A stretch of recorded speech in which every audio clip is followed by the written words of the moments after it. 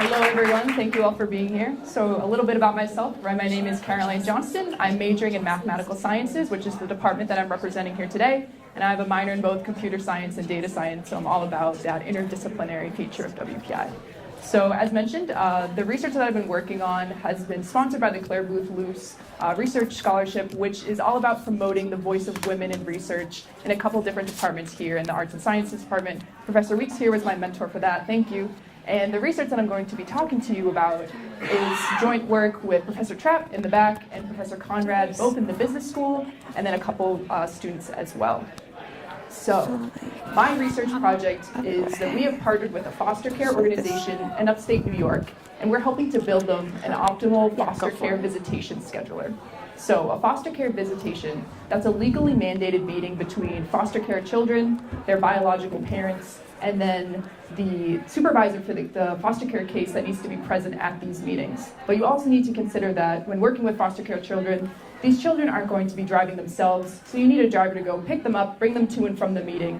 So when you schedule these visitations, you need to make sure that these four parties all have a common time to meet. So the way that people are doing this right now, it's a very manual, laborious process where people are sitting down, looking at Microsoft Outlook calendars, looking at Microsoft Word documents, and just scanning with their eyes, seeing when these common times are, and then manually inputting this data. Right, so this, to a person in operations research, this is screaming to be optimized, right? We know that we can use math to help make their jobs a little easier. These people they're doing such great work working with these foster care families, so anything that we can do to help make their jobs a little bit easier, we definitely want to do that for them. So how do we actually solve this problem? So the first thing that we've been working on is creating a mathematical model to represent this type of problem. Sorry, how do we come up with actual equations to represent children going to and from meetings, drivers picking people up? So first we developed this model, and then the end goal is to take this model, code it up into a software, a programming language, and eventually make a scheduling interface for these workers to go in, plug in everyone's availability, basically hit an optimize button, and this would output a schedule for them to see. And another goal of that is we're trying to optimize the routes that the drivers would take as well, whether this be minimizing the time that it takes to pick up the children, maybe minimizing the fuel. But the gist is that these are very resource-constrained organizations, right? They're funded by the state. So anything that we can do to help make them more efficient, right, that's kind of our end goal.